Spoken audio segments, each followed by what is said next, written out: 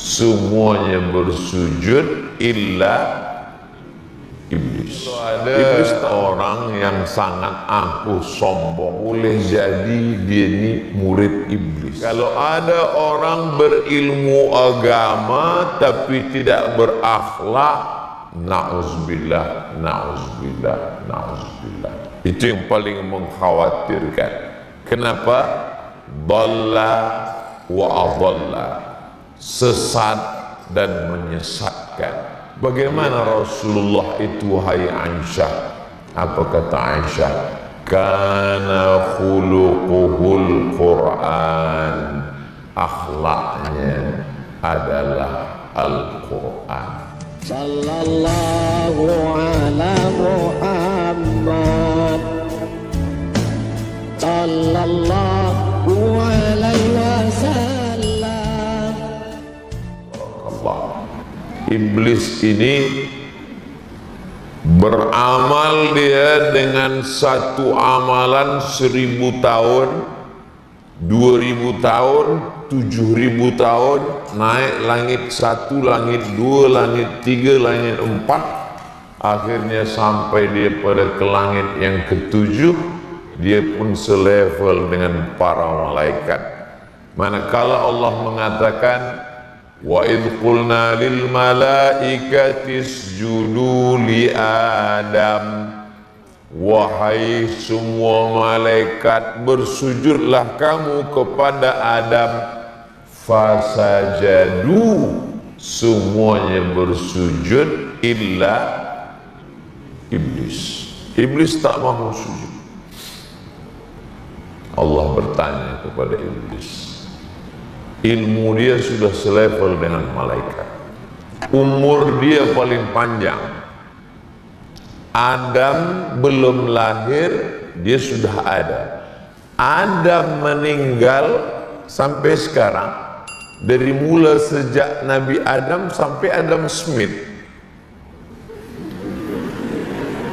dia masih ada juga lagi sekarang. Bayangkan ilmu dia itu. Jadi kalau ada orang yang sangat angkuh sombong, saya lah yang paling banyak ilmu, saya lah yang paling hebat, boleh jadi dia ini murid iblis. Sebab iblis itu, iblis diambil dari kata ablasa, yublisu, iblis, mublisun. Dan dia satu, tak ada jamaknya, hanya satu saja, iblis. Beda dengan syaitan. Kalau syaitan, kalau satu syaitan, kalau dua syaitanani, kalau tiga syayatin, itu bahasa Arab. Kalau bahasa Melayu dia tinggal ulang aja. Kalau satu setan, kalau banyak setan.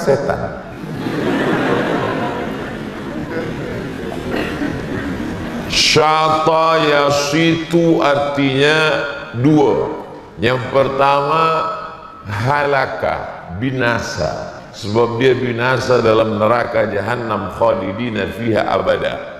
Yang kedua makna syata yasitu artinya ba'uda, jauh, sebab dia ba'idun 'anir rahmah, jauh dari rahmat Allah Subhanahu wa taala.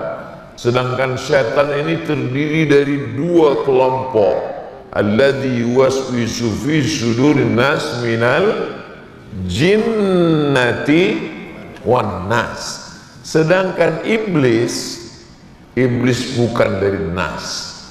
Bisa boleh kita buka dalam surat Al-Kahfi yang kita baca setiap malam Jumat, bagi yang membaca, yang tak baca tak nampak. Kana minal jinni fa fasaqa an amri rabbi, dia berasal dari kalangan jin. Dan dia manakala ditanya Allah Subhanahu wa taala, ma mana'aka alla tasjuda li adama idh amartuka, mengapa engkau tidak mahu bersujud kepada Adam manakala aku ciptakan engkau? Apa kata dia? Khalaqtani min nar wa khalaqtahu min tin, aku engkau ciptakan dari nar. Itu menunjukkan dia bukan malaikat, sebab malaikat diciptakan dari nur, sedangkan syaitan diciptakan dari nar. Manakala saya tanya kepada penuntut, apa beza nar dengan nur? Kalau nur dhammah, kalau nar fathah.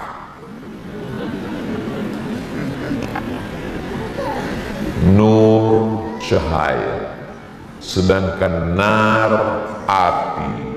Dari api akan kembali kepada api. Ustaz Abdul Somad, ya, syaitan iblis itu dari api.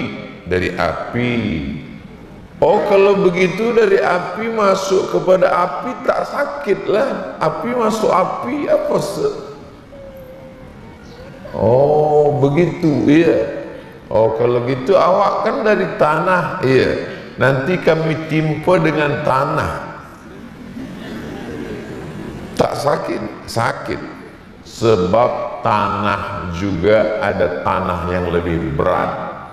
Dan api juga ada api yang lebih berat, yang lebih panas, membakar api yang kurang panas. Nah, jadi kalau ada orang yang pakai cara berfikir macam itu boleh jadi setetes dua tetes iblis ada juga mengilhami fikiran kepala dia. Ayatnya kadang betul, hadisnya betul, tapi pemahaman itu yang tak betul. Itulah mengapa sebelum kita baca Quran, fa idza qara'tal Quran, apabila engkau membaca Quran, fasta'iz billah. Kenapa sebelum baca Quran minta perlindungan kepada Allah? Sebab orang yang berilmu tentang Al-Quran, tapi kalau tidak ada akhlak, maka dia amat sangat boleh untuk memesongkan, membelokkan tafsir-tafsir Al-Quran. Siapa yang boleh membelokkan tafsir liberal, tafsir sekularisme, tafsir sesat, adalah orang yang membaca Quran, faham Quran, tahu nahwu, saraf, balaghah, ma'ani, bayan, mantik. Ilmu sangat berbahaya kalau tidak berintegrasi dengan akhlak, baik itu ilmu agama. Kalau ada orang berilmu agama tapi tidak berakhlak, na'udzubillah, na'udzubillah, na'udzubillah. Itu yang paling mengkhawatirkan. Kenapa? Dhalla wa adalla, sesat dan menyesatkan. Dia akan yuhillul halal wa yuharrimul halal. Yang haram dia halalkan, yang halal dia haramkan.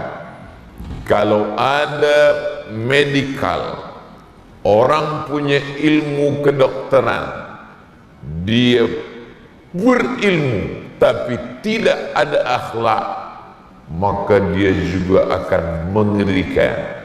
Dia boleh mengambil uang dari masyarakat awam yang tidak mengerti apa-apa dengan menakut-nakuti orang. Orang tak tahu, dia cek, lalu dia katakan, nampaknya awak sedang sakit, ini kanser, tak ada obat. Jadi macam mana doktor? Mesti bayar pada saya sebab nampaknya malaikat maut dah dekat tak jauh lagi. Itulah pentingnya kalau ada yang bertanya, siapa tadi yang bagi kuliah umum? Ustaz Abdul Somad. apa tajuk yang dibagi oleh Universiti Islam Sultan Syarif Ali Brunei Darussalam? Integrasi antara ilmu dengan akhlak, baik yang dalam bidang ilmu politik, ilmu sosial, ilmu agama, ilmu apapun, semua ilmu dia mesti ada akhlak. Akhlak ini apa? Ilmu dah kita bahas, integrasi sudah, sekarang akhlak. Ada seorang ulama namanya Ibnu Maskawai. Nama kitabnya Tahzibul Akhlak, menghaluskan akhlak. Maka di situ dikatakan makna akhlak adalah, sebab ada setengah yang mengatakan akhlak itu Islamic morality, akhlak itu adalah etik, akhlak itu adalah moral. Beza. Etik itu adalah orang yang amat sangat baik pada masa tertentu, pada waktu tertentu, pada tempat tertentu. Itu yang disebut dengan etik. Lain suku, lain tempat, lain padang, lain belalang, lain lubuk, lain ikannya, lain adat, lain tradisi, lain kebiasaan. Tak sama satu tempat dengan tempat lain. Walaupun sama-sama Islam. Ambil contoh di tempat kita dengan di Mesir, tempat kami belajar. Tempat kita, saya sampai di Mesir, mohon maaf kalau ada orang Mesir yang tersinggung atau suka dengan orang Mesir yang tersinggung. Saya sedang duduk, tiba-tiba ada orang Mesir membatu keluar dahak. Kata dia letak tisu, lalu dia letakkan, lepas itu makan dia. Kalau saya tak boleh, sebab selepas itu saya akan terbayang macam ada bubu di situ. Saya lah, yang lain saya tak tahu. Nah, itu namanya etik.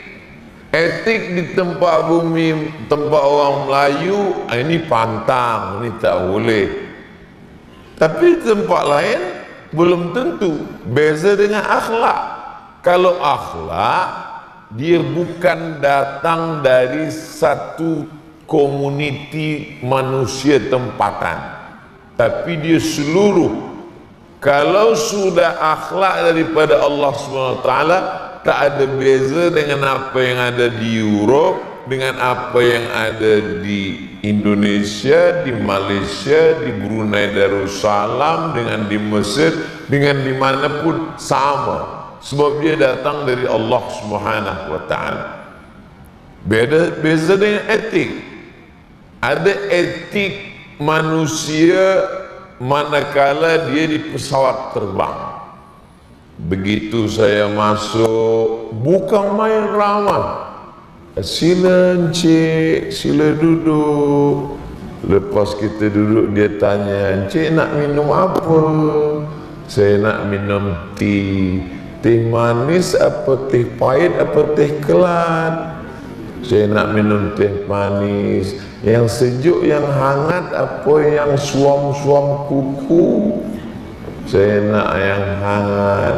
Nak dalam cawan, nak dalam kap, apa dalam plastik? Cepat ajalah, saya dah nak mati dah. Ini namanya etik. Tapi manakala kita sampai di airport, pesawat dah landing, kita sama-sama turun ke bawah, jangankan untuk menyapa, la salam wala kalam. Dia tak kenal lagi dengan kita. Kita pun heran, kenapa dia tak tengok? Ini etik, sebab dia memang boleh beramah-ramah dengan kita selama dalam pesawat saja. Selepas di luar, saya tak kenal dengan kamu. Akhlak tiada boleh kita translate, terjemahkan dengan moral dan etik. Sebab ini buatan manusia, sedangkan akhlak ini dari Allah Subhanahu wa ta'ala. Apa kata Imam Ibnu Maskawih dalam Tahzibul Akhlaq? Akhlak adalah malakatun fin nafsi, ada satu sifat bawaan dalam diri manusia, tahmilu sahibaha, yang membuat orang yang memiliki sifat itu ala fi'lil khairi, untuk melakukan kebaikan min ghairi fikrin wala rawiyatin, tanpa berfikir panjang. Jadi kalau masih dia berfikir, kalau aku buat apa untungnya, kalau aku tak buat apa ruginya, kalau aku buat nanti dipuji orang atau tidak, kalau aku tak buat kira-kira kalau aku posting ini ada like apa tak ada. Dia bukan akhlak. Akhlak tiada lagi berfikir, sebab dia sudah menjadi sesuatu perbuatan yang automatically. Mendengar orang susah, terus dia tolong. Menengok orang jatuh, terus dia tolong. Inilah akhlak. Hari ini akhlak ini sudah tiada lagi dimiliki orang, walaupun berilmu. Orang berilmu banyak, tapi orang berakhlak. Zaman dulu, kalau ada orang jatuh, orang batuk, orang bersin, maka orang segera ada respon. Yarhamukallah, kata dia. Sekarang nih, jangankan bersin, jatuh, pingsan, dia tetap juga dengan. Kalaupun ada yang mati di sebelah, dia akan ambil gambar. Selepas itu dia update status, innalillahi wa inna ilaihi rajiun. Ada orang mati di sebelah. Selepas itu tak lama, kawan-kawan dia pun semua follower akan bagi komen, innalillahi, amin, amin, amin, amin. Akhlak, mana akhlak kita? Jadi sebenarnya adalah Islam tidak melarang ilmu pengetahuan, sila punya ilmu, tapi dia mesti ada akhlak. Mari kita tengok dalam Al-Quran apa kata Allah tentang integrasi antara ilmu dan akhlak. Inna fi khalqis samawati wal ardi wa ikhtilafil laili wan nahari la ayatin li ulil albab. Orang-orang yang memikirkan tentang langit, ketika otak ini diajak berfikir tentang langit, maka muncullah ilmu astronomik. Wal ardi, geologi, ilmu geologi. Waqtilafil laili wan nahar, perputaran siang dan malam, meteorologi, klimatologi, geofisik. Wal khilafil laili wan nahar la ayatin, itu semua adalah ayat. Itu yang disebut dengan ayat kauniyah, ayat alam semesta. Bukan ayat kursi, bukan ayat surat Al-Fatihah, bukan ayat pecahan daripada surah. Siapa dia? Alladzina yadhkuruna Allah. Fikir, zikir, keseimbangan integrasi antara fikir dan zikir. Orang yang terlampau fikir saja, lupa zikir, sombong. Orang yang hanya berzikir saja, lupa fikir, pesong. Alladzina yadhkuruna Allaha qiyaman, tegak, wa qu'udan, duduk, wa ala junubihim, berbaring, telentang, wa yatafakkaruna fi khalqis samawati wal ard, Rabbana ma khalaqta hadza batila. Ujungnya akhlak, dua ini akhlak. Subhanak, yang suci engkau, aku kotor. Yang mulia engkau, aku rendah. Yang amat sangat tinggi engkau, aku adalah dari tanah, berjalan di atas tanah, akan masuk ke lubang tanah, akan dimakan cacing tanah.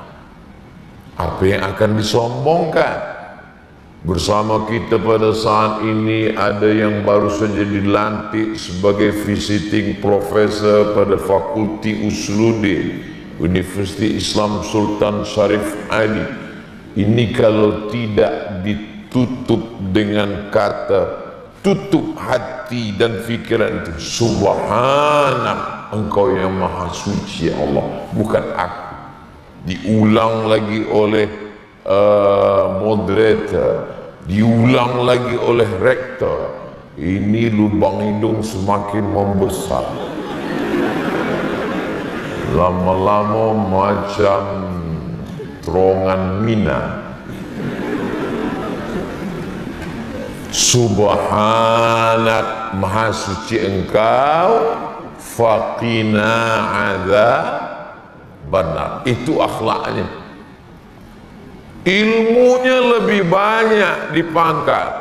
Inna fi khalqis samawati wal ardi wa ikhtilafil laili wan nahari la ayatin li ulil albab alladzina yadhkuruna Allaha qiyaman wa qu'udan wa 'ala junubihim wa yatafakkaruna fi khalqis samawati wal ard rabbana ma khalaqta hadza batila subhanaka faqina 'adzabannar. Itu akhlak. Makanya Allah Subhanahu wa taala memuji Nabi Muhammad sallallahu alaihi wasallam.